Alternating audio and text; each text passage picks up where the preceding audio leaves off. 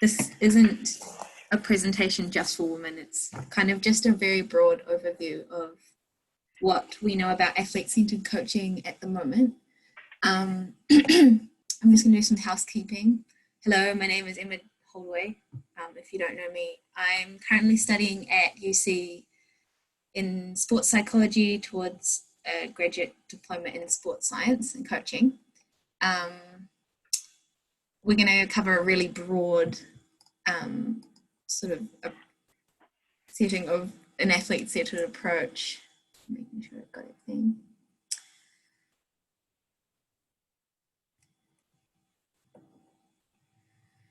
Okay. What I might do is I'm going to jump into it because it runs a bit easier if I'm just going along with it. Basically, the structure of this presentation is we're going to introduce athlete-centered coaching. We're going to do a little brainstorm session about what we're currently doing in our own communities to do with the harder skills. Let's go into athlete-centered coaching. Okay, so athlete-centered coaching doesn't have an official definition yet, but it's a different approach to coaching altogether. It treats the athletes as a whole being. So quite often in coaching, we find that when the coach comes in, they're imparting their knowledge onto the people in the group. So often the coach might be seen as like someone who has a lot of experience playing and they're a really good player. And they get put into like a coaching role because the way we've learned is that it makes sense that someone who is really experienced, is very good, can then impart their knowledge onto more people, and then they can grow from that. Whereas sort of a more holistic approach is trusting the players to create their own knowledge of playing, and it treats your mind and your body as unseparate. So there's no duality. Like you're not like consciously thinking, okay, I'm going to throw a throw. It's more like your body knows to throw this throw because you've got a deeper understanding. We're going to unpack it a little bit more. So I've just bullet pointed some main things that, or like themes that pop up in athlete-centered coaching, because it doesn't really have a definition yet. So there is at the moment, there is the coach and then there's the players or the team. But if we were to step back and then switch those over just to think about it, and so the coach becomes second to the players and the players have all of the responsibility. The coach just sets up an environment where the players can thrive, basically, in mind, body, and spirit. So that's where the athletes now have the power and the responsibility. As a coach, it is a little bit scary to think about doing that, especially the way that it's been run in Ultimate is that usually the coach gets the final say and no one speaks up and challenges what the coach would say, or it's kind of frowned upon.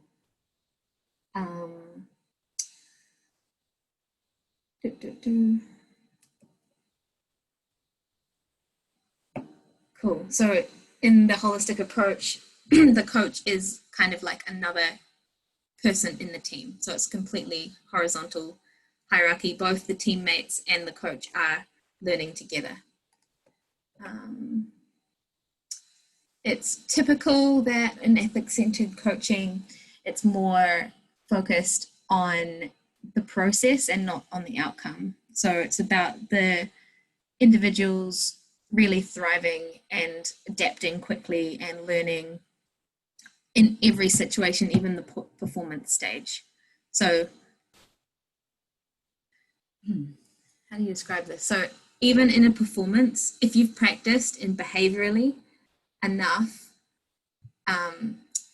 that it's the process and constantly adapting, like that behavior is what will in the end win, because you can adapt quickly and you can communicate with everyone.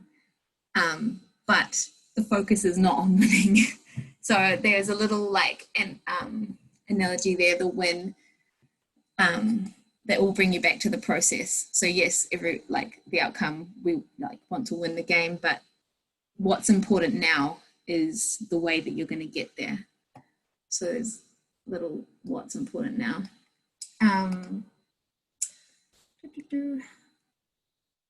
Finally, the coach's approach and behavior sets the tone for how athletes relate to themselves and their teammates.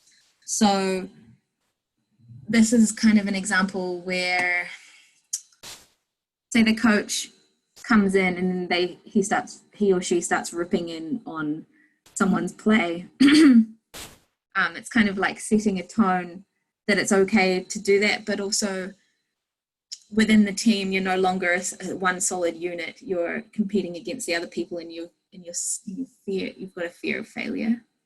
Whereas in a holistic approach, failure is like the gem, like the, oh my gosh, like thank goodness we've got this knowledge.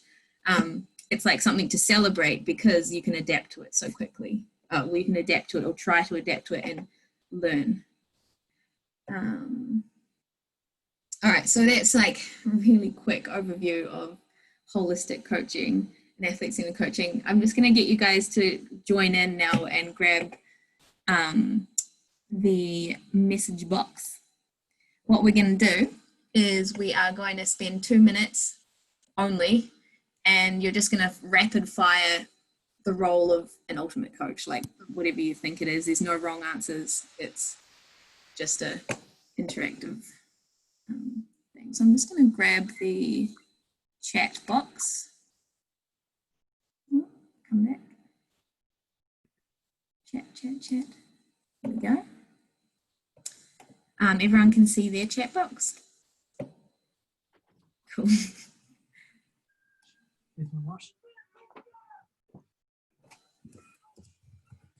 Just testing. Cool. All right, I'm going to start the timer. See if everyone can at least enter 3 traits that you're looking for. And I'm starting the timer in 3, 2, 1. Off we go.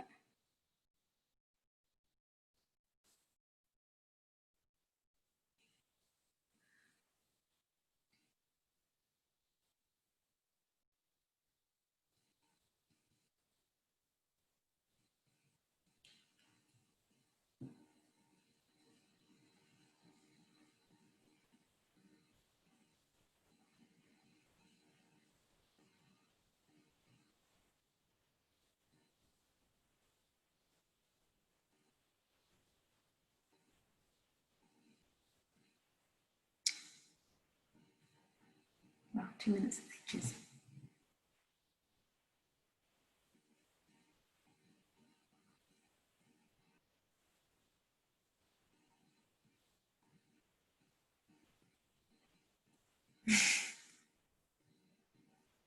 We might actually pull short at 1 minute because you've got heaps of material right there. That's 1 minute. Great. So we've got motivator, mentor, unifier. You guys can see all of these.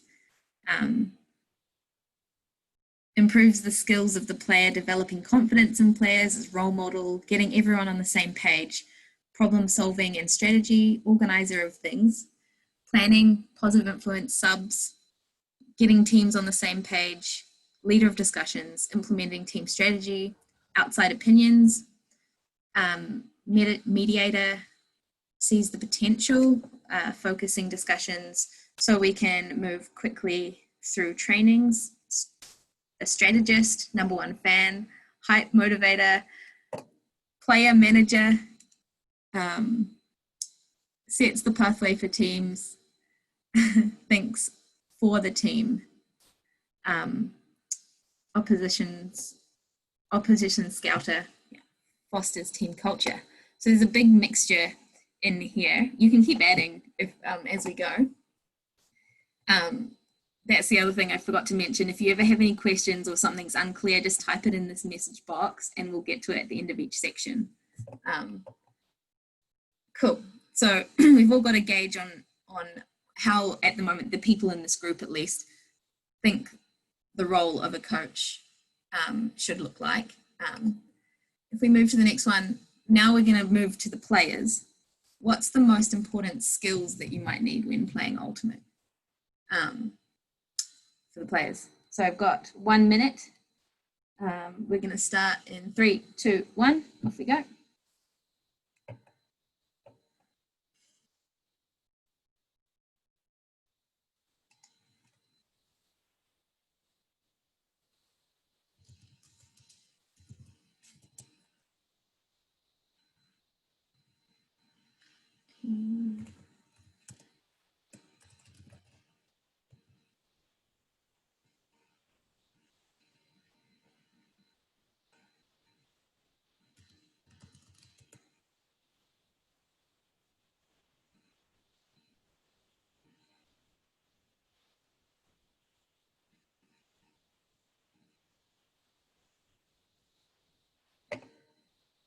Got 10 more seconds.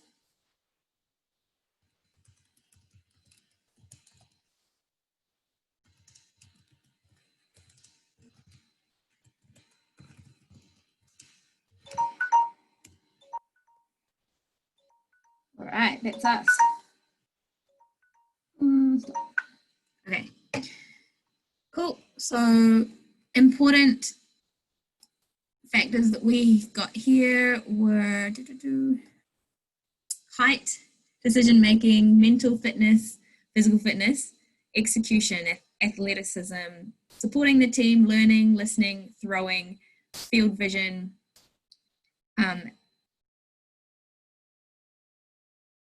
oh yeah, sweet, I'll grab that. Implementing strategy, concentration, great communicator, team bonding, implementing and learning team strategy, drive commitment, yep, drive commitment, great, supporting team leader, team member, understanding, actively engaging, positivity, growth mindset. Man, you guys are onto it. So I don't know if I need to be giving this talk to you guys, to all of you guys. So in here, we've got quite a lot of holistic approach anyway, but there is a slight, we'll continue so that our brains can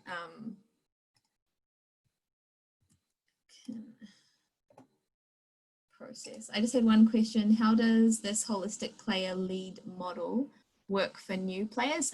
That's a great question. Okay, we're going to go into it quickly now. I'm just going to run through these really quickly. These are the top traits that the NTS selectors from New Zealand put as like their sort of criteria for people that are going into their teams. And the way that they've split up is physical traits, physical skills, and mental skills.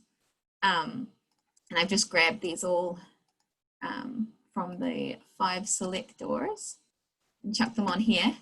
For the purposes of this team sport presentation, we're going to be using the this social emotional trait or skills, just because it's based on the like a developmental psychology where the self is incorporated into kind of the social, yeah, it's being incorporated as well.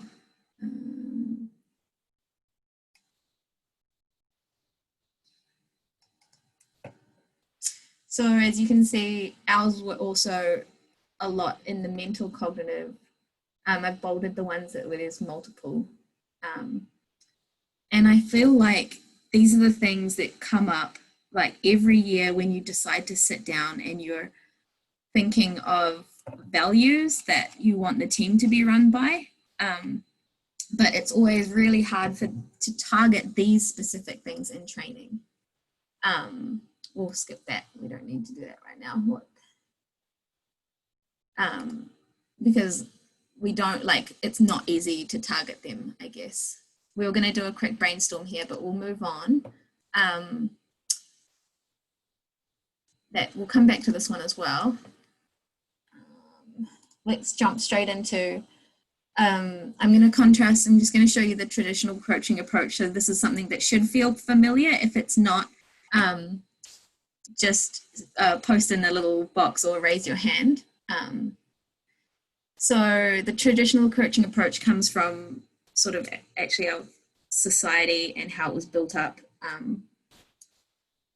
It looks really nice. So that let's draw a picture. The traditional coaching approach is the drills that we will do that are repetitive and like bread and butter, or we'll just throw statically to each other for a while. It looks really good out on the field, and it is warming up your hands. And this is where the question that came through is quite important. Oh, where'd it go?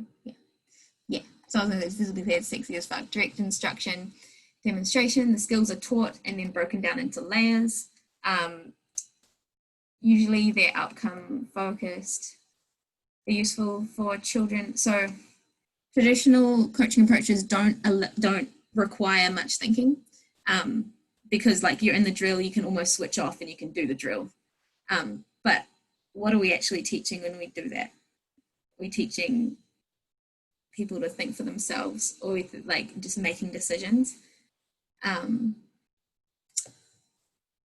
But in saying that, traditional coaching approaches are also used in athlete-centered coaching for beginners that, they don't have the capacity yet to think about, make decisions because they don't know the game yet.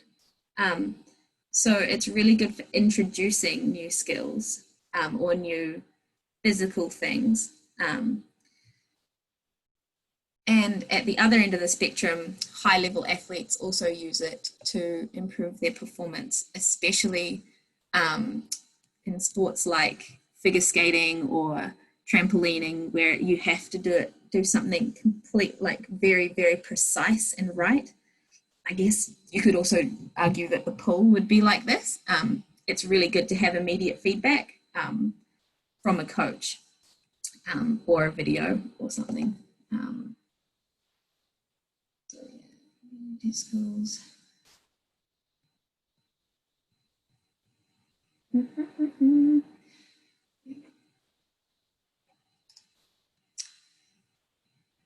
Oh, I've given one example of the traditional coaching approach. Can anyone else think of a drill that we just think of a drill that we always do at training, or something?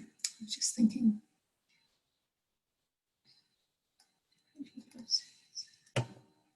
Under and away, the Swiss drill, end zone drills or gives and goes, the box drill. Yeah, the box drill. Dishy long. Hollywood squares. You guys can all see how these are benefiting, warming up our throws and stuff, Kill drill, break mark. But do we ever do this stuff in a game? The break mark. I like the break mark as well. So if we move on, I just emailed Gary, and he's got quite a holistic approach as well. This is pretty much what we've been saying, but how often do you throw to a static receiver in a game? So why do we practice this way? How often do you receive a disc from someone and throw it straight back to where it came from? Sometimes, but not that often. Do you throw differently when you have a marker on you than when you are just throwing with a partner? And if so, is it any wonder why you don't throw as well in a game as in practice? So with these questions, he's kind of challenging the traditional approach. So if we jump back to the athlete-centered coaching approach, any questions at this stage? So the answer to the question that was posted just before is this one. How does this holistic player lead model work for newer players? That is a good question. It does take a lot longer with newer players to grasp a holistic approach because they feel quite lost, especially if they haven't been exposed to it before, like thinking for themselves or just like trusting their instinct and going for it. And a lot of them, like newer players, especially when I was new as well, just love to be told what to do because then, you know, they don't have to think, they just do. And it's all good. So that's where like the holistic approach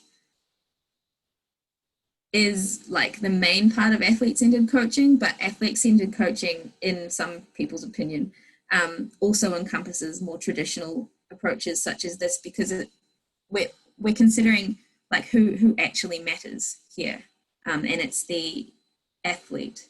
So if the athlete is newer, then we're going to facilitate an environment that will make it the easiest for them to grow. If that makes sense. So if they are newer, then they might need some more direct instruction. These are some contemporary coaching approaches that kind of are like an umbrella of athlete-centered coaching. There's game-based approaches, which is where you're just running games the whole session. Teaching games for understanding. These are all like pedagogies that have been developed. Positive pedagogy for sports coaching is really going back into like the philosophy of coaching and how someone actually learns. So the epistemology kind of gets very meaty. There's also model-based instruction, which is kind of what I was talking about, where you're just adapting different styles to the athlete that is there, because basically we've switched, right? It's the athlete that matters now, not the coach. So the coach will adapt to the athlete depending on how, like, what stage they're at and how they might need to learn, especially with the cognitive stuff. We'll jump into the cognitive stuff. So this is some ways that we can engage the mind, body, and spirit. The word affective is like emotion. So on a kind of a spectrum from traditional to more contemporary, you've got kind of like the direct instruction. And as you can see here, these are the domain. Oh, I can't move it down. Right, there we go. Learning domain priorities. So as you go up towards the contemporary, we're engaging more of the athlete's hold, I guess. The easiest to target is physical. That's kind of like our drills that we just do over and over, and we can get muscle memory that way, and that's great. And we can adapt our technique, and that's great. As soon as you're adding in more cognitive stance, then you're starting to actually, like, you're going to be like, okay, I am going to do this, and then I'm going to do this, and then I'm going to do this, and this is why. And then as soon as we start getting that social or affective, emotional, then the drive starts coming in. So the drive and the self-thinking, or the decision-making, the better understanding. I think I wrote somewhere, but I don't know where it is. But like, what is the difference between someone telling you to go onto the mark and put on a certain force, so you do? What's the difference between that and taking a look behind you and seeing where the rest of your team is and deciding how to put your force on? So like one of those has an understanding of, they both have understanding of the game, but one is a lot more effective to determine, it depends on your team, right? So you're thinking and making a decision for yourself based upon the team behind you. You're doing the same thing as if someone was like, put on a force this way, potentially. but because you've used your own, you've been encouraged to use your own initiative, then yeah, it's just something to think about. If everyone has a good look at this, I will share the pictures with you at the end.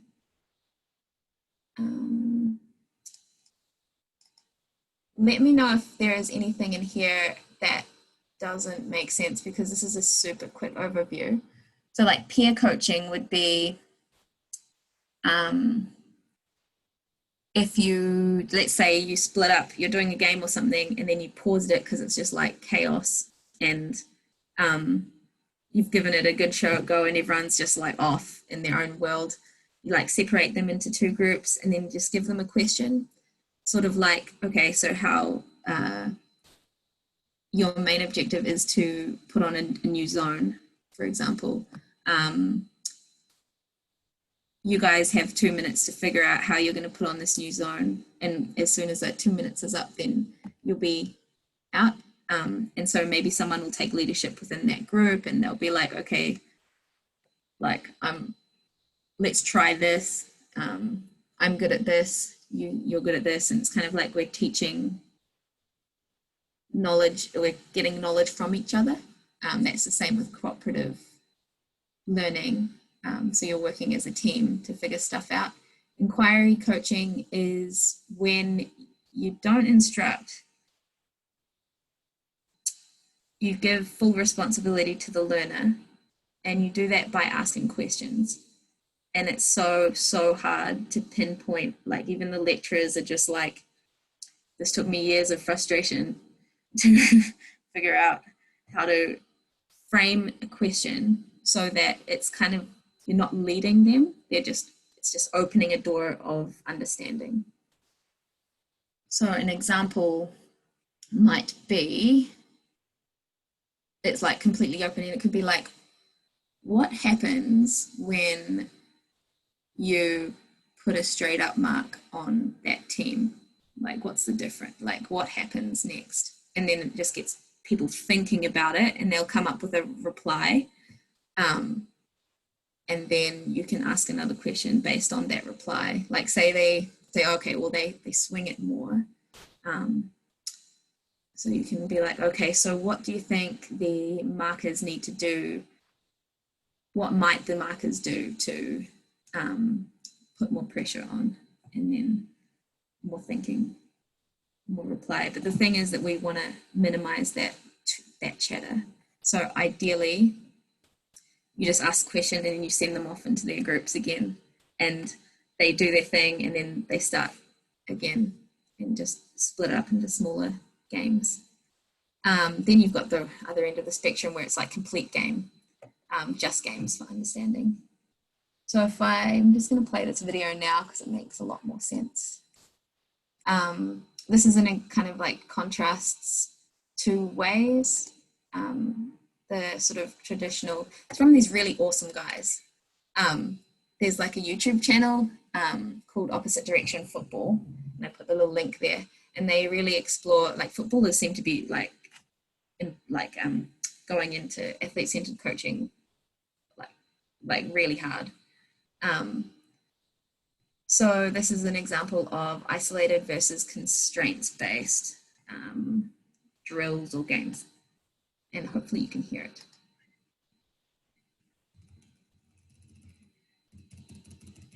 Can you hear it? Give me a thumb. No? I don't think you can. When you share your screen, you need to optimize for sound, or you to choose to share your sound at the same time.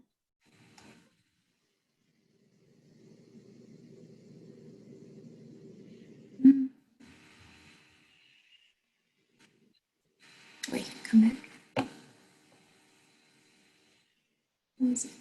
Remote control.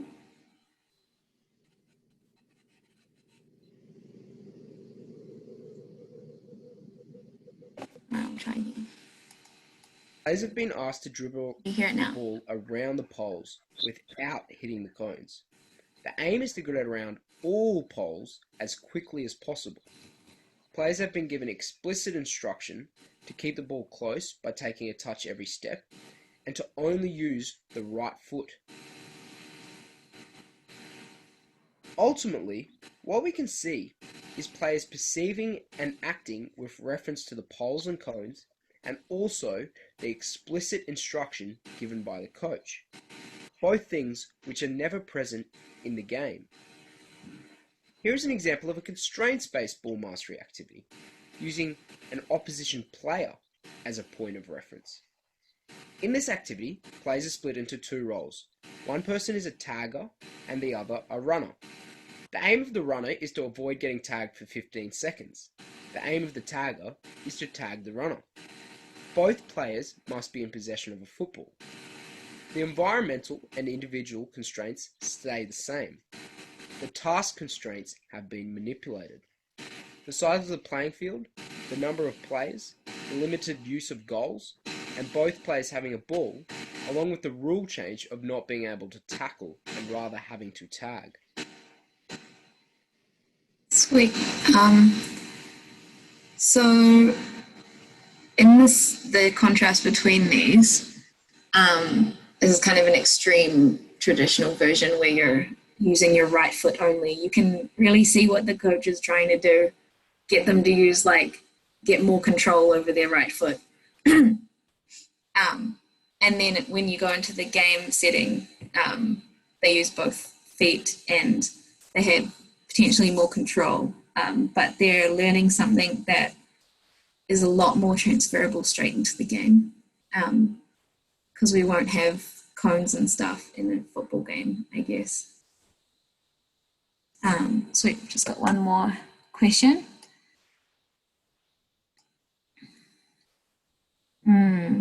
I think everyone can see it. How would you transition from an individual-led framework to a player-led framework?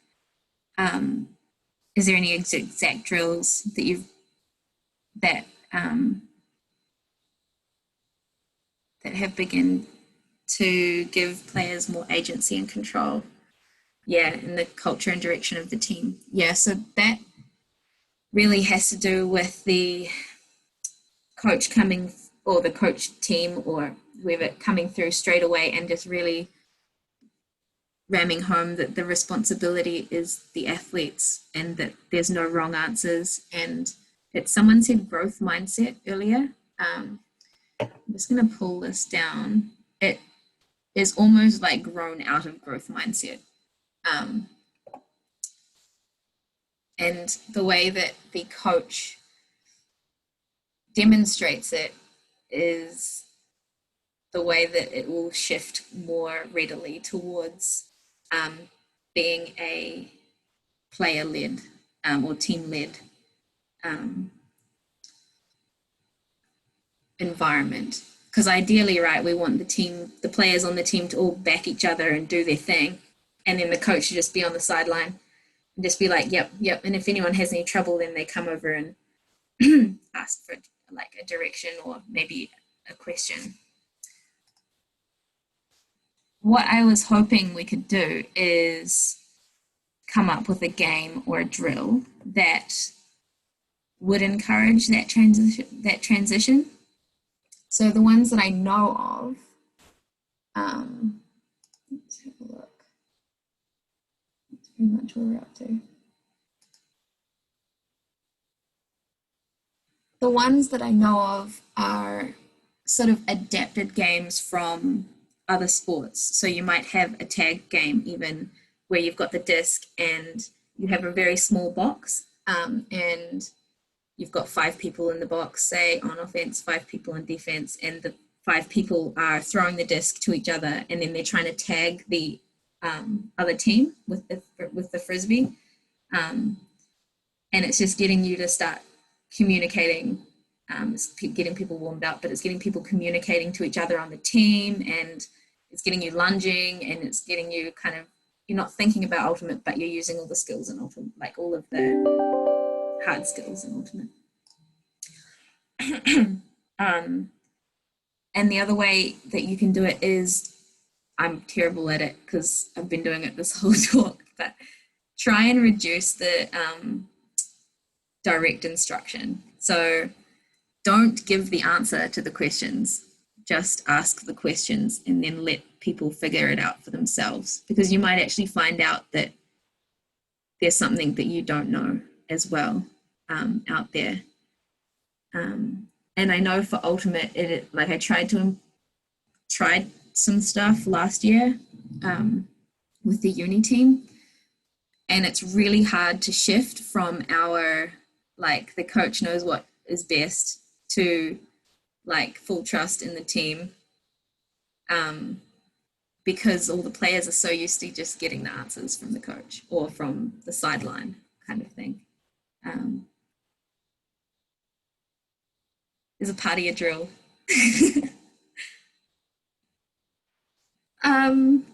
That's a good question. That is a really good question. I guess in terms of holistic coaching and to do with the social aspect of it, I guess you could argue that connection with partying, you'd learn so much about each other, and also you potentially would do some of the moves that are in Ultimate. I don't know if that's what you meant though, Rory. Sweet. So I've got a few more things from Gary up here as well. These are actually like little tips to push towards a more holistic approach. If we spend a lot of time standing in line and waiting, try smaller groups so that the reps are quicker. Add a second disc so that there's more thinking involved. As we said before, like as you go up, the more that's involved is down here. So like if you can add more thinking, if you can add more decision making, if you can add more creativity or leadership in the drills, then it'll sort of teach those through training. It's harder for the coach because you got to be more creative, but it pays off in the long run. And that's what he's saying here, is they require more challenges, so they will need more like decision-making opportunities. Are they mentally challenging, physically challenging, tactically challenging? Are they giving the responsibility over to the athletes? So he suggests that we invent out a new drill that you think is worthwhile, and it could be adapted from other sports, or it could just be like a stab in the dark. I know we did a weird like cone flipping game that had to do with spacing with our team, but I'm not sure if it transferred over as well, but you never know, like they were spaced out maybe. But the main thing the main thing is, the hardest part is to justify its relevance when it is a holistic game approach, because it's kind of like, especially here in New Zealand with Ultimate, like we're so new to it, it's kind of like you're trying something out and seeing if it works. So you're like, I think this might work. If we have a theme of defense or a zonal spacing, you could try the questions. You could try like an adapted game where you have an imbalance, so an overloading of defenders to offenders, or an overloading of offenders to defenders, and you do so many passes, and you can pass and you can move forward into a bigger space, and you can do so many passes and move forward into a bigger space, and add more defenders or add more offenders each time. If that makes sense. We did that quite a few times, and that seemed really good because people also came in.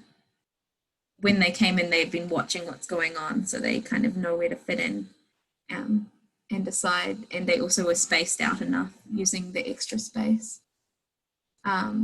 So some things you can adapt are the size of the field, how many players there are, how many discs there are,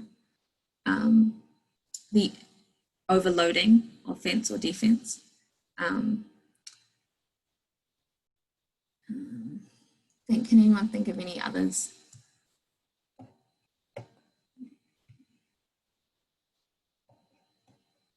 You can post or you can sing out, I don't mind. That's basically where we got up to. At the end, I was hoping maybe we could go into the chat rooms and just have just like a little quick discussion about something that might work.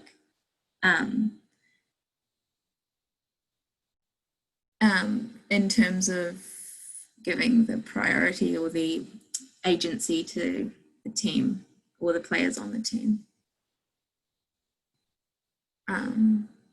Is that possible, Mark? Or if there's any questions, we can also tackle them now.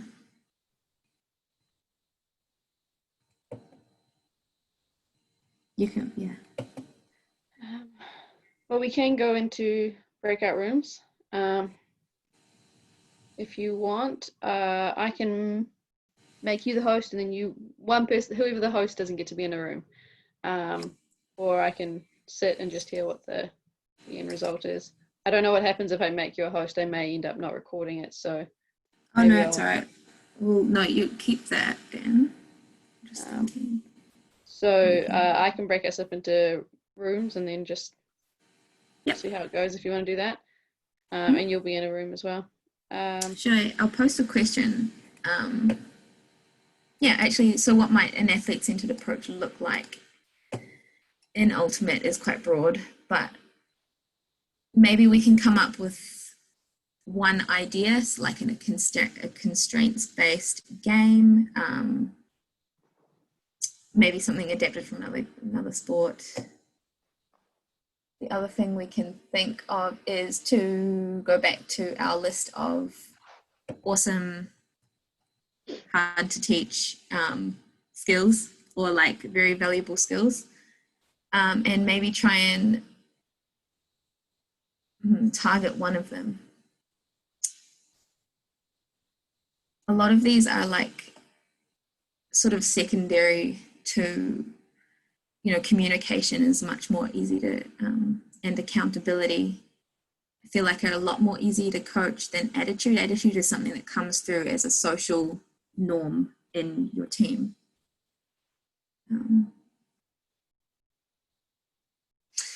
Anyway, okay, if you guys want to, we'll split up into a few groups. We'll pick one of these mental cognitive skills and then just present an idea in your group of how you might target it. Cool. So we've got about 6 minutes, I think, until it gets to 7 minutes. So I'll give you, I don't know, 3 or 4 minutes. Yeah, 3. And then bring you back. You're going to be in groups about 3 or 4. Cool. If anyone wants to quickly take a photo of the screen, I don't think you'll have it when I send you in. So go in 3, 2, 1.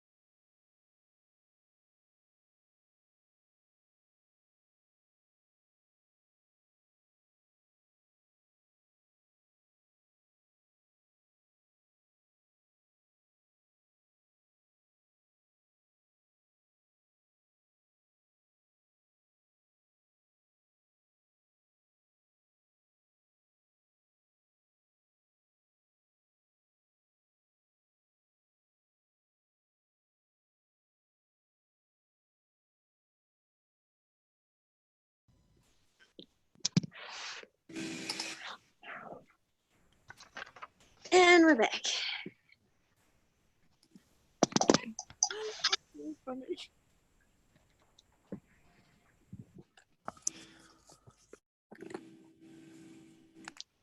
Sweet. Cool. So we'll go through each group and just I'll try write down a little blurb of what we came up with. Remember, there's nothing too silly and there's nothing that's wrong. Also, it doesn't have to target the skill that you chose, because it's kind of hard to know without trying it, basically what you're learning. But it's so good to just get some material out there so that you can try it, so that you're like, oh man, look, they're learning the Force without me having to tell them anything, kind of thing. Yeah. Okay. Who wants to start? Should my group start, seeing as? Yeah, we can start. Okay. This wasn't my idea either.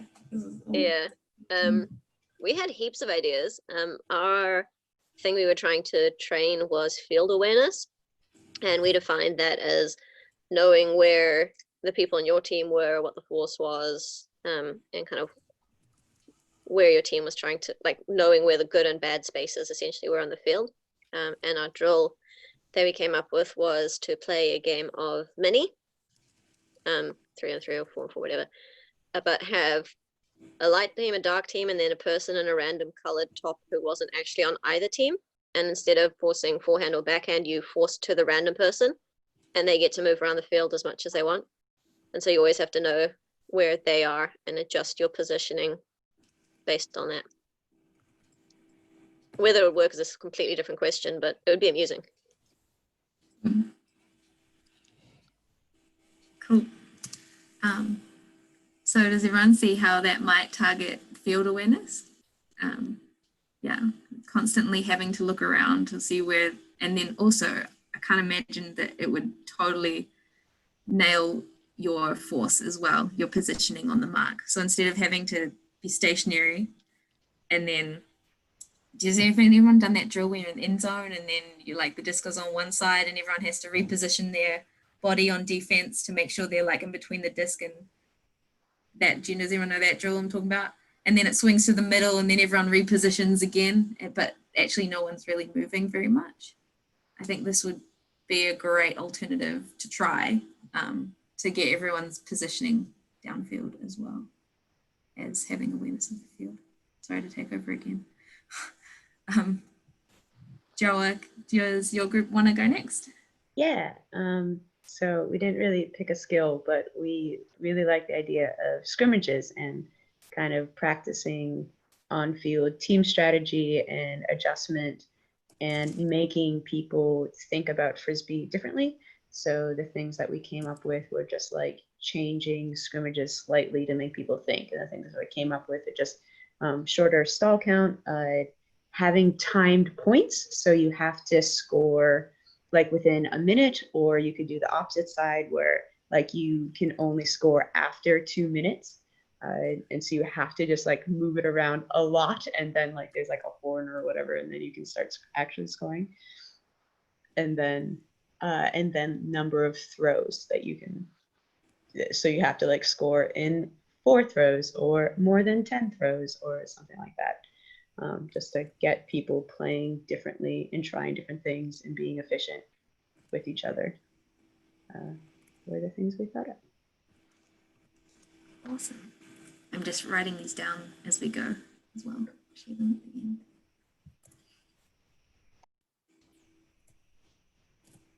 Cool, I like that too, because you'll end up having a lot more team cohesion and communication as well. Two of the skills that are harder to train. Steph? Yeah. So our group, we kind of worked on field awareness. So we also like the idea of having scrimmages, but also adding a constraint. So having 3 people marking match while everyone else is kind of not marking someone directly, or just telling everyone that you can't do match. And it's not necessarily saying that you have to do a zone, but just how would you like to put yourself in the field? and that kind of teaches people like, oh, we can do whatever we want. We could just do whatever zone that's standard, or we can just try different things. So it gives them a lot of agency that way. Another thing is that we also thought about reducing the stall count so that it would just get the disc moving for people and making those decisions of who's free sooner, so that it's not just about, oh, I've got all this time, get to a high stall count. It gets people to really think fast, and also gets the downfield more working more as well, because they feel more accountable to get free sooner that way too. And yeah, anything else from my group? Nope.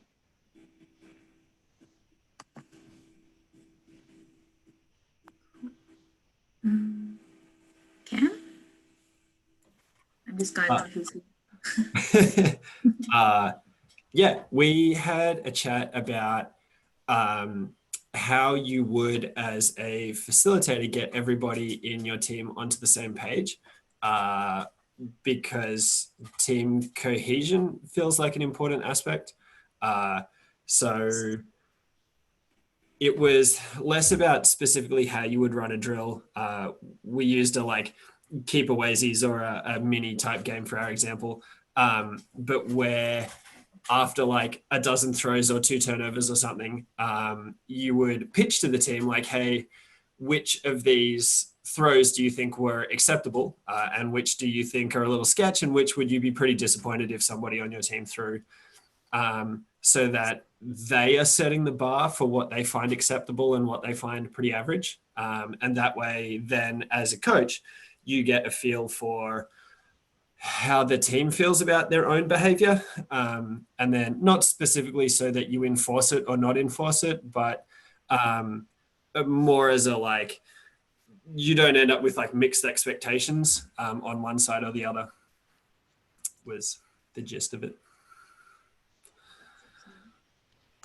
Like, and communicating really early as well. Like, yeah. So part of facilitating that space would be to set those, or like to discuss that really early. Yeah. Is that what you mean? Yeah, that's it. Cool. Who's left? In my group, I'm the last group. One thing that I thought of when you were talking about the zone stuff, and I think I definitely want to do with some group, I haven't decided to, is like creating a zone from scratch. Just kind of being like, you've got 7 players on defense, where do you want to put them? And then I guess the theory would be you might go out, play it, and then bring them back in and say, are there any people you want to move around? Do you want to put another person close to the disc, or put someone else deep, or, you know, get them to kind of just create a zone. I think that'd be a really fun thing to have a team do. I also would be intrigued to see if they ended up just eventually falling into one of the ones that already exist, because there's a reason that those are the ones people use, I think. But I think it would give them, even if that happened, I think it would give them a new understanding of why those people are positioned the way they are and how to play those roles. So I thought that would be really fun.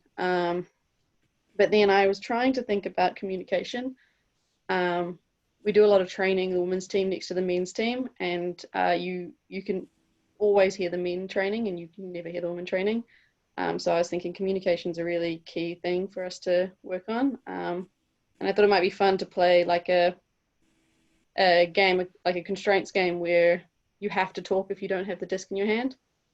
And you could kind of leave it up to them, and they can be like talking and just like talking about their day, or saying it's such a nice day today, or whatever, and then eventually kind of bring it more and more into talking about what you're doing and telling people in the field what you're doing and making it more relatable, but just kind of getting people used to talking on the field, and maybe even yelling on the field would be quite a fun thing to do. That's a great idea. Yeah.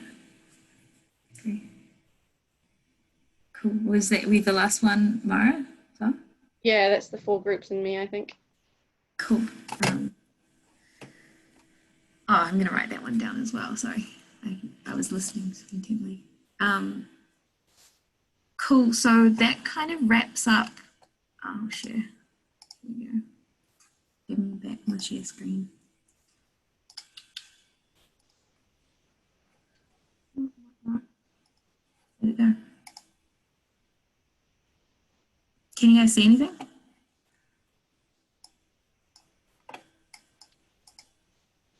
Oh, no. Just 8 heads all. Boop, boop, boop, boop, boop. Surely you can see something now. Oh, wait. Share. Ah, okay. I'm just filling in I've just quickly noted down here.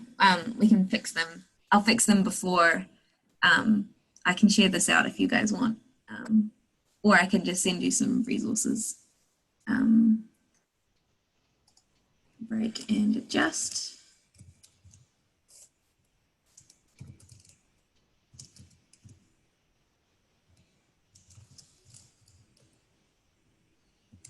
And then also was it no playing unless you're talking, Mara? Yeah. If you don't have the disc in your hand, you have to be talking. Which in theory could mean that the defense has to always be talking, which is not such a bad thing. Not a bad thing, yeah.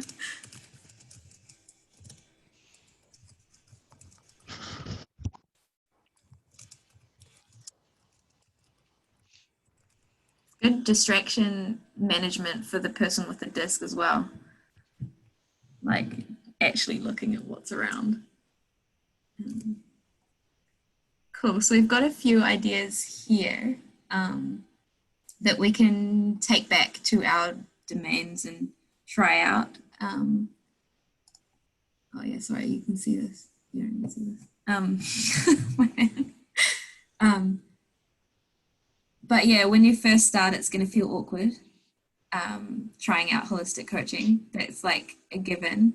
But remember that it's the coach that's learning as well as the athletes that are learning. Like there isn't a wrong and a right answer. Everyone is like discovering shit together. So yeah, seeing as we're a bit out of time, is there any last pending questions or ideas that people want to share? Cool. If you go onto Facebook and just post your email address, I'll share this and some little documents that describe athlete-centered coaching a bit more clearly than my yarns. Yeah. Yeah. Cool. Thanks, EJ. This has been really awesome. Cool. No worries.